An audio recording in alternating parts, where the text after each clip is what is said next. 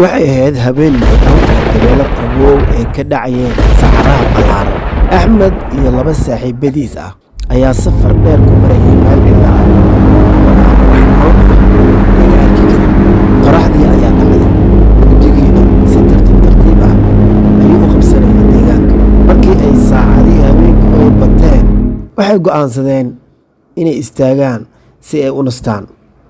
waxay shiteen dab yar oo ay hareerihiisu ay fadhiisteen. intii ay sheekaysanayeen ayay si lama filaan ah u maqleen cod ka imaanaya meel fog. ma maqasheen ayuu axmed hoos ka yiri. ma maqasheen. labadii saaxiibadiis ahaa way aamuseen. dabeel ayaa socotay, laakiin codka ay maqlayeen uma ekeen mid dabeel samaynaya. wuxuu u ekaa qof si tartiib ah u yeeraya. waxay isku dayeen inay iska indha tiraan. daqiiqado yar kadib codkii ayaa mar kale soo noqday. markaas aad ayuu ugu dhowaa. cabsi ayaa qalbiyadooda gashay. mid ka mid a saaxiibadii ayaa soo jeediyey inay baabuurka ku noqdaan, laakiin axmed wuxuu arkay wax ka yaabiyey. meel fog ayuu ka arkayay iftiin yar oo dhaqaaqaya. iftiinkaasi marna wuu soo dhowaanayay, marna wuu sii fogaanayay. waxay go'aansadeen inay eegaan waxa uu yahay. markii ay dhowr tallaabo ay qaadeen, codkii iyo iftiinka labaduba way istaageen. waxaa hareeradu qabsaday aamusnaan aan caadi ahayn. xitaa dabeeshii way joogsatay. kadib waxay arkeen nin dheer oo meel fog taagan. ninku ma dhaqaaqaynin, ma hadlaynin, wuxuu keliya uu eegayay meesha ay joogeen. axmed wuxuu ku qayliyey, yaa tahay waryaa.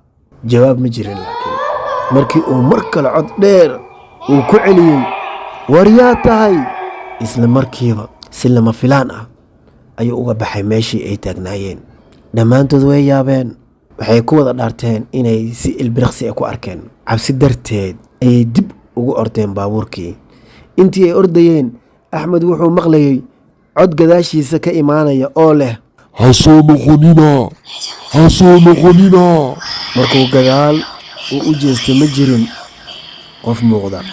waxay si degdeg ah ay u kaxeeyeen baabuurkii ilaa ay ka gaareen tuulo yar oo u dhoweyd. halkaas ayay kula kulmeen oday deegaanka yaqaanay. markii ay u sheegeen wixii dhacay, odaygii wejigiisii ayaa isbedelay. wuxuuna ku yidhi, meesha aad joogteen dadka deegaanka way ka fogaadaan. sannado badan ayaa la sheegayay in habeenkii lagu arko waxyaabo aan la garanayn. axmed iyo saaxiibadiis habeenkaas ma aysan seexan. waxay mar kasta xasuusanayeen codkii ay maqleen iyo ninkii qarsoodiga ahaa ee saxaraha dhexdiisa taagnaa.